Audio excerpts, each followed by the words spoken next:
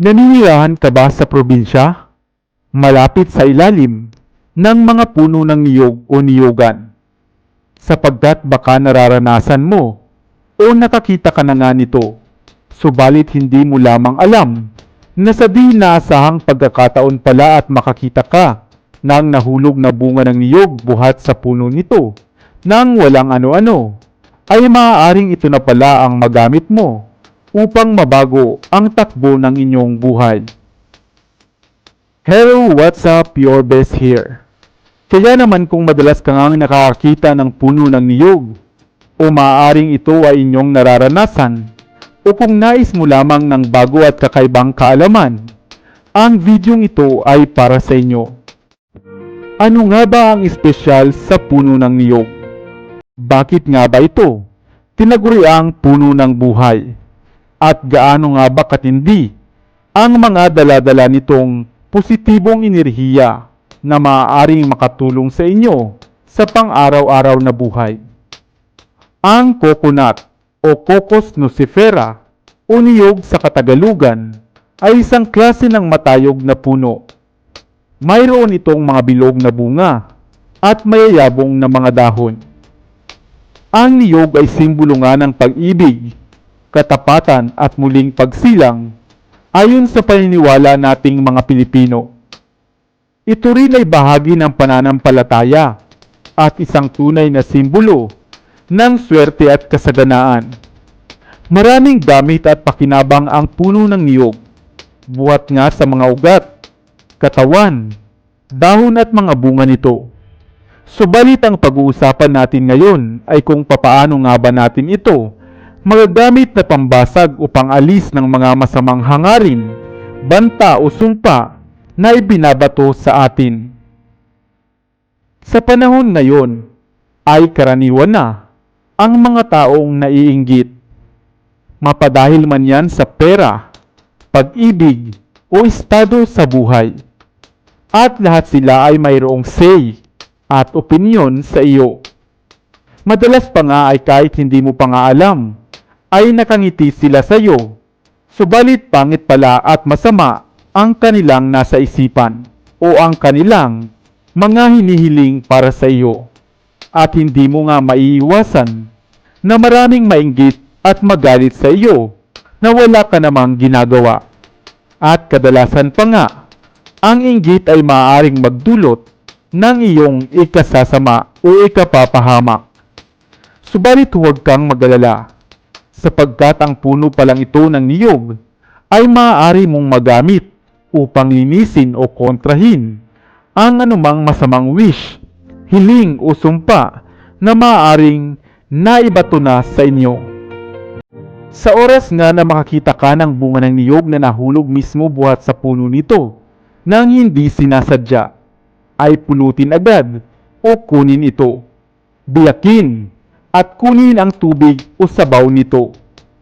Pakuluan, palamigin, hanggang sa maaari mo na nga itong inumin. Sapagkat ang sabaw na ito ay sadyang pinaniniwalaang napakabisang pangtanggal ng anumang sumpa, hiling at masamang balak laban sa inyo. Na kusang mawawala ang anumang naikas na salamangka laban sa inyo, katulad ng kusang pagkakahulog ng mga bunga ng niyog sa lupa.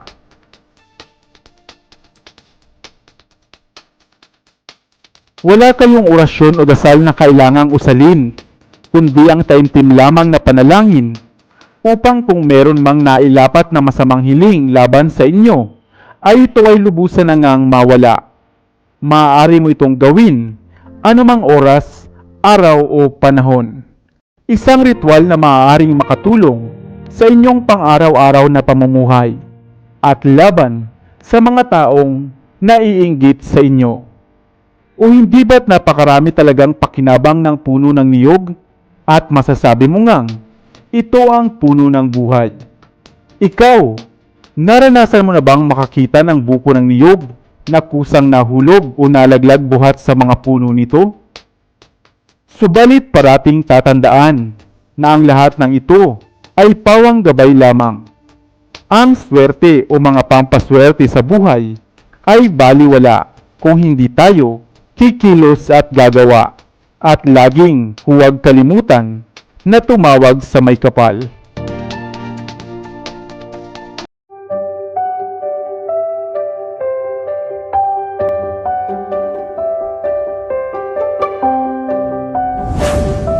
Batid kong alam ng nakararami na ang puno ng niyog ay nag-uumapaw sa kagamitan.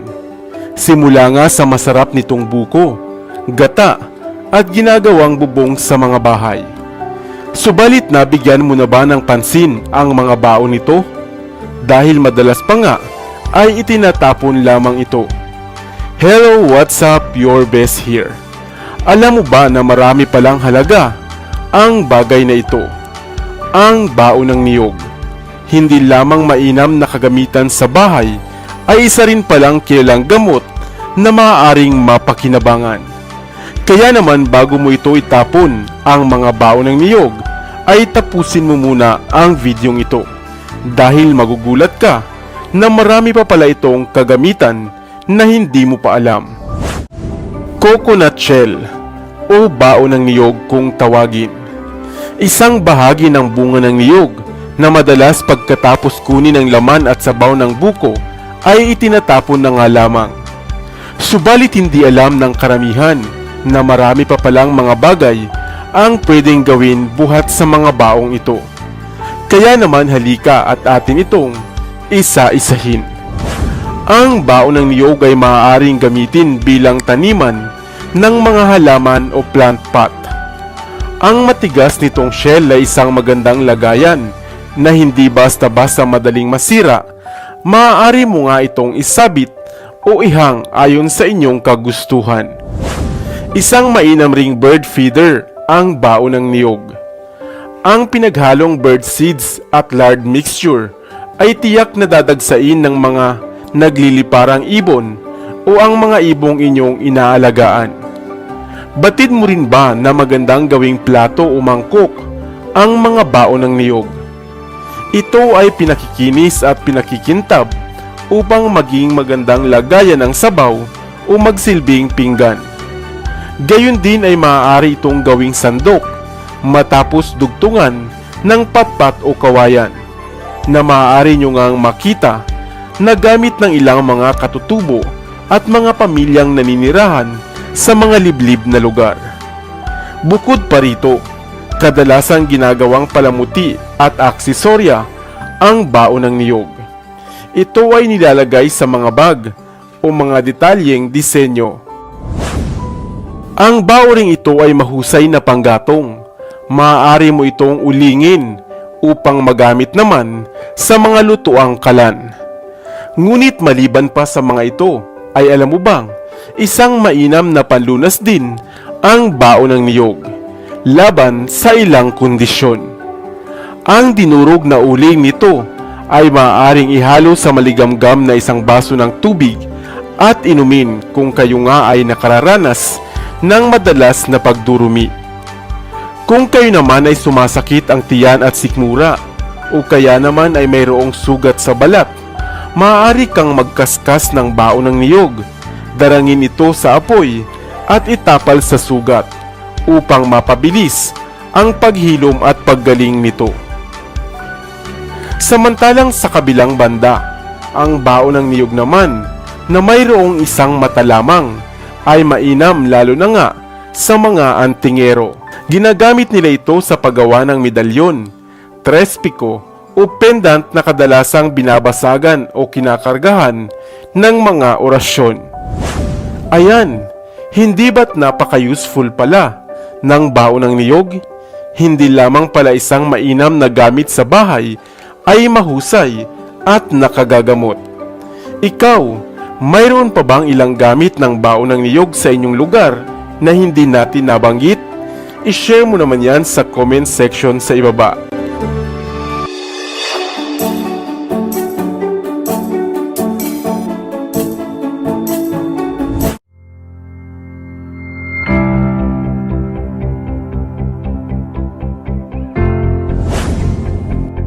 Isang uri ng inuming nakalalasing sa Pilipinas.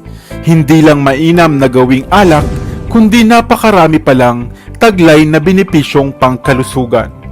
Nakainom ka na ba ng tuba? Hello, what's up? Your best here.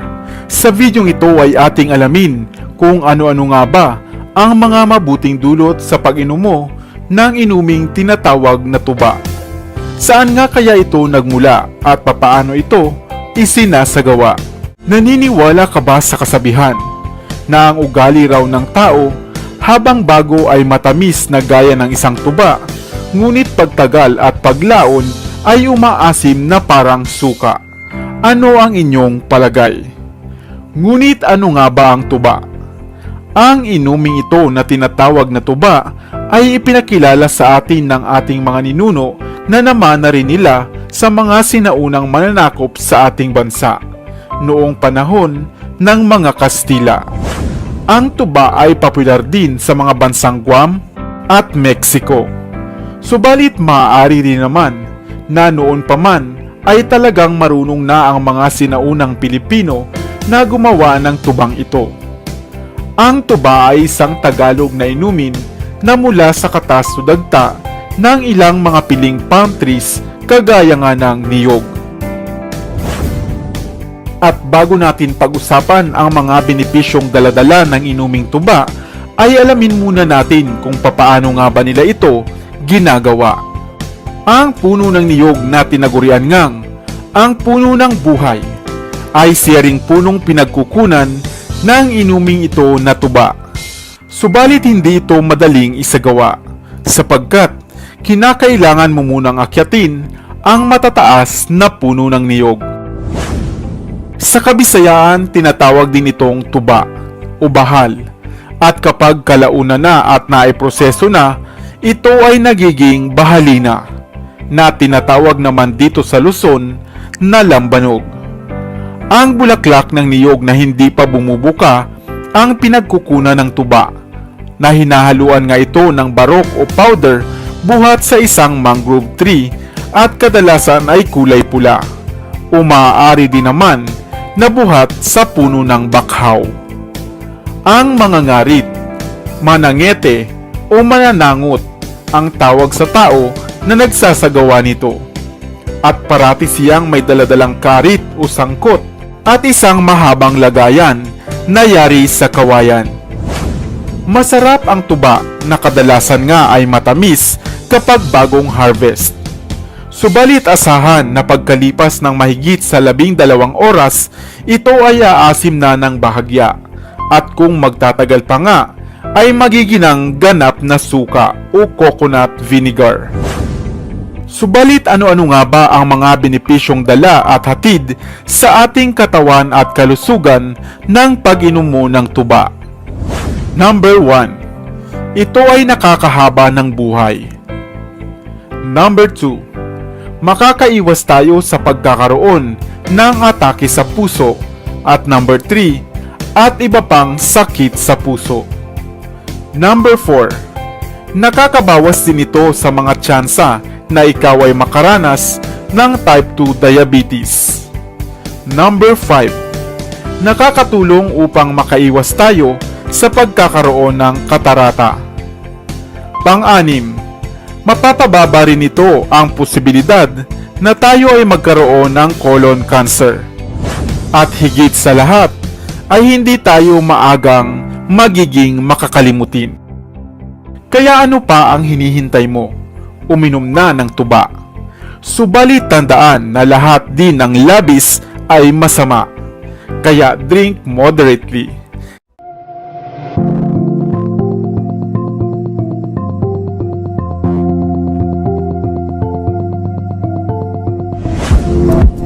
Kumakain ka na rin ba nito? O baka naman, hindi mo pa nga ito kilala. Alam mo ba na ito ay masarap? Lalo't higit ay masustansya pa. At tiyak kong hindi mo pa rin alam na napakarami pala nitong gamit at mga halaga.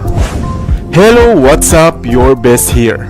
Sa videong ito ay ating talakayin ang mga gamit at benepisyo sa atin ng pagkain mo ng bagay na ito. Ang bagay na kung tawagin ay tubo ng niyog.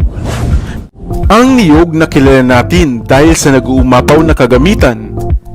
at kilala rin sa mga bahagi nito sa mahusay na kagamutan. Halimbawa na lamang ang ugat nito at ang langis buhat sa bunga nito. Subalit narinig mo na rin ba ang mga benepisyong hatid ng tubo buhat sa mga bunga nito? Marahil ay hindi pa nga. Ang matured na ngang bunga ng niyog ay madalas kunin at gamitin bilang mahusay na pinagmumulan ng gata na ginagamit natin sa pagluluto ng napakaraming masarap na gulay at mga putahe. Ngunit hindi alam ng karamihan na kung ikaw nga mismo ang magbibiyak nito, ay maaaring tumambad nga sa iyo ang maliliit o malalaki ng mga tubo nito. Isang maputing bagay sa loob ng niyog na kung tawagin ay coconut embryo. Masarap ito, makatas at manamis-namis na ani mo'y maihahambinga sa bulak ang loob. At sa ibang lugar nga dito sa Pilipinas ay kilala ito sa mga katawagang tubing, butbot o buwa ng niyog. Paborito nga itong kainin ng mga bata sa mga probinsya, lalo na sa panahon ng coconut harvest. Subalit hindi alam at batid ng karamihan ang mga halaga, binipisyo at mga bisa pala nitong daladala. Ang tubo ng niyog ay isa palang anti-aging food at napapanatili nitong healthy at bata ang inyong mga balat at buhok kung madalas ka ngang kumakain ito. Isa ring cancer shield ang bagay na ito at sa pamamagitan lamang ng pagkain mo nito ng madalas ay maaari mo nang maiwasan ang mataas na tsansa sa pagkakaroon mo ng cancer producing cells sa iyong katawan. Kung kayo naman ay isang diabetic, mabuti rin ang pagkain ng tubo ng niyog upang ma-improve ninyo ang inyong insulin secretion. At dahil mabilis na nakakabusog ang tubo ng niyog, ay mainam nga ito sa inyong pagpapapayat. At kaugnay nito, ay makatutulong din ito upang mapaayos ang daloy ng inyong metabolismo. Mayaman nga ito sa mga nutrients na makatutulong upang maging malakas at masigla ang ating katawan. Isa itong mabisang antibacterial, antiviral, antiparasitic at antifungal agent na mahusay upang malabanan natin ang mga infeksyon at mga sakit-sakit sa katawan. O, hindi ba't nakakabilib ang mga benepisyo ng tubo ng niyog? Hindi lamang pala masarap, ay masustansya pa. Ikaw, nakakain ka na rin ba ng tubo ng niyog? Dito na sa Best TV, tayo ay matuto. Utak mapuno ng bagong kaalaman. Dito na sa Best TV, tayo ay lumibot. Lihim na mundo ay ating matuklasan. Dito yan sa Best TV, dito yan sa Best TV, dito yan sa Best TV.